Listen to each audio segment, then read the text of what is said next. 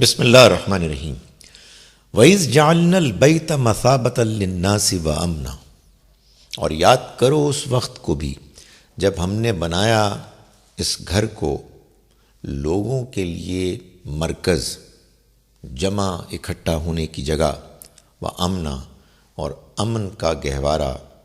پناہ کی جگہ۔ ابراہیم علیہ السلام کی آزمائشوں سے کامیابی کے ساتھ گزرنے کے بعد اب قرآن مجید ان کے اس تعلق کو بیان کر رہا ہے کہ جو مکے کے ساتھ قائم ہوا، وہ تعلق کہ جو اگرچہ کہ تورات میں بیان تھا، لیکن اہل تورات نے، اہل کتاب نے اس کو مٹانے کی، اس کے بارے میں تحریف کرنے کی کوشش کی۔ بیت اللہ کے گھر کا ذکر تورات میں بھی بیت ایل کے نام سے موجود ہے، لیکن اس ذکر کو انہوں نے اس طرح سے پیش کیا کہ کسی طرح سے اس کا تعلق مکے سے کٹ جائے۔ تو اللہ نے اس تاریخ کو ایسے بیان کیا کہ اہل کتاب یہود و نصارہ میں جو سچائی کو جاننے کا جذبہ رکھنے والے لوگ ہیں، ان کو یہ حقیقت ایک مرتبہ پھر واضح طریقے سے معلوم ہو جائے۔ فرمایا وَاتَّخِذُوا مِن مَّقَامِ إِبْرَاهِيمَ مُصَلًّى، اور ہم نے ان کو یہ حکم دیا کہ تم ابراہیم کی قیام گاہ میں نماز پڑھنے کی جگہ بناؤ، عبادت گاہ بناؤ۔ یعنی اللہ تعالیٰ نے ابراہیم علیہ السلام کو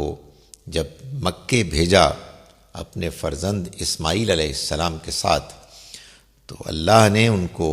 اس بات کا حکم دیا کہ وہ وہاں ایک مسجد بنائیں، وہاں نماز پڑھنے کی جگہ کو تیار کریں۔ وَعَهِدْنَا إِلَىٰ إِبْرَاهِيمَ وَإِسْمَاعِيلَ، اور ہم نے عہد لیا اور پابند کیا اس عہد کا ابراہیم اور اسماعیل کو، ان طہر بیتی للطائفین والعاکفین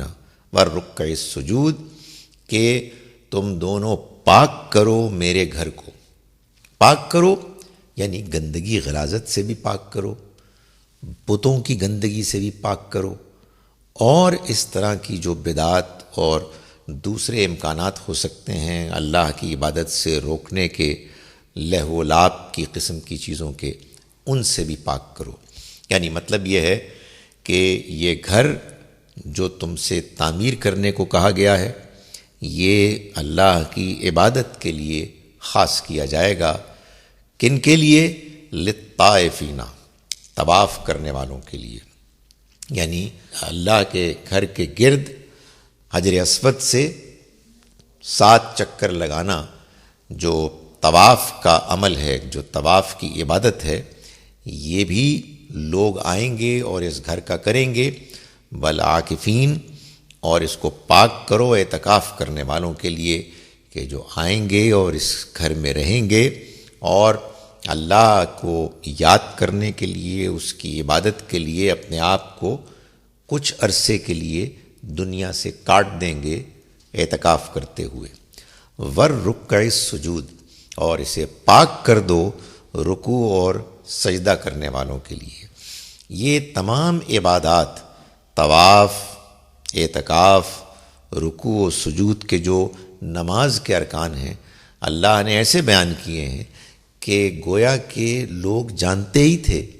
کہ یہ کن کا ذکر ہو رہا ہے، اس لیے کہ یہ عبادات چلی آ رہی ہیں ابراہیم علیہ السلام کے زمانے سے، اور مکے والوں کے لیے بھی، اہل کتاب کے لیے بھی ان الفاظ کے ذریعے سے ان کو سمجھنا اور جاننا بالکل واضح تھا۔